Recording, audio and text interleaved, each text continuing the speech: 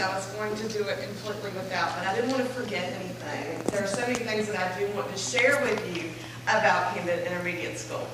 I'm a hometown girl. I'm from Elizabeth City. I've been there my whole entire life except when I went off to college. And a year ago Wednesday, I was blessed with the opportunity to become the assistant principal at Camden Intermediate School. And it has been quite an adventure.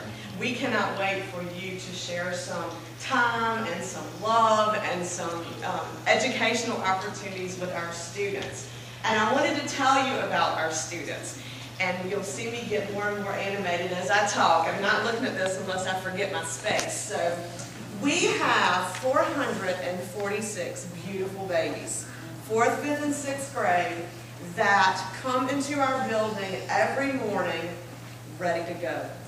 One of my favorite things about my job is that I do bus duty, and usually administrators go, "You really like that?" It's one of my most favorite things because every morning I watch all of those students get off the bus, and they have a smile on their face that's just as big as the one they have in the afternoon when they're leaving. So they are very excited about school. They love coming to school. We do 4th, 5th, and 6th grade. Prior to coming to Camden, all of my experience was middle school, high school, and community college. I was scared to death about 4th, 5th, and 6th grade. They are the most wonderful, loving little sponges that you will ever meet.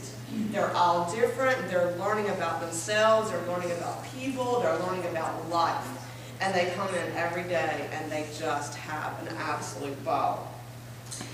To tell you a little bit about who helps them, our teachers at our school are amazing. We have about 25 plus teachers for the 4th, 5th, and 6th grade. We also have art, music, PE, technology, and those individuals give tirelessly of themselves in every way possible. Just to kind of give you an idea of how they drive education, they're always looking for experiences, expertise to bring in from the outside. This coming week, we have 3 things going on that are just, our school is going to be a place of more excitement than it normally is.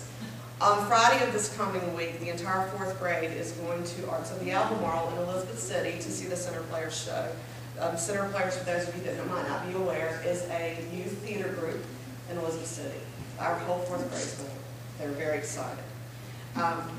Next week, at the beginning of the week, our 5th grade students are going to be participating in what is called a walking classroom. And basically what that is they have a little, like a little Walkman or a little iPad that plays a broadcast of some information about the circulatory system. And they put headphones on and they walk and they listen and they learn. And the narrator is another kid, so it's not an adult. And they learn about the circulatory system, which is going to prepare them for Port Discover in Elizabeth City to come and talk to them about the circulatory system. And they're actually going to watch a dissection of a pig heart so they can see what's going on. Also next week we have a storyteller coming for our 6th grade. And they're going to be, the storyteller is going to be sharing folk tales, actually telling the art of storytelling to the students so that they can learn. So we have a lot of things that are upcoming. And that's typical. That's a typical schedule. That's not an exception. There are always things going on. I said that the kids love school. This is a testament to that. We had a social on Thursday. We had an early release day for parent conferences. And from 1 to 3 on that early release day, we had a social. Out of our 446 kids, 102 kids went home. 340 plus children stayed at school 2 hours where they didn't have to be there. And they played games and had activities, physical activities, and socialized with their friends and took photos with crazy props with their friends in photo booths and just had a fantastic time. And I think that's a testament when you have 3/4 of your school stay over for a couple of hours. So that's just a little glimpse of who we are. As far as how the church can help us and how we can help the church, because we do see it as a two-way street. We have minor needs. We have things that are, I asked all the teachers to prep for my visit here, tell me what you'd like for me to tell the congregation. And basically they shared things like, well, we'd love to have some extra cough drops or saltine crackers or ginger ale for the nurse's office to help out those kids that are sick. We'd love to have hand sanitizer or soap and tissues to put in the classrooms.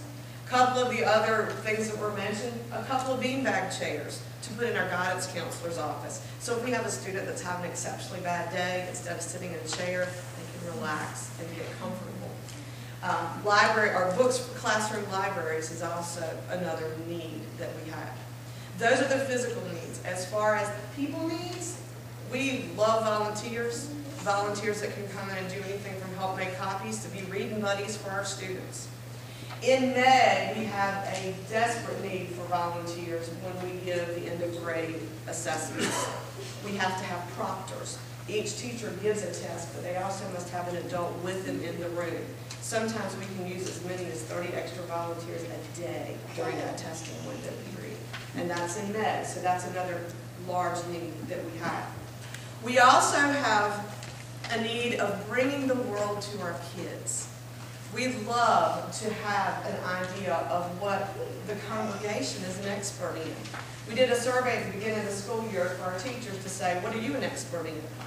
And it wasn't necessarily language arts, math, reading, or science. It might have been kayaking or yoga or some other thing. You know, someone says they're an expert in something, then they're going to feel pretty passionate about it. We want to share those ideas as possible with our kids. And last but not least, prayer. Definitely. Being a student in today's world is tough. Being a teacher in today's world is tough. So prayers for our kids, prayers for our teachers, prayers for our school and community are always welcome.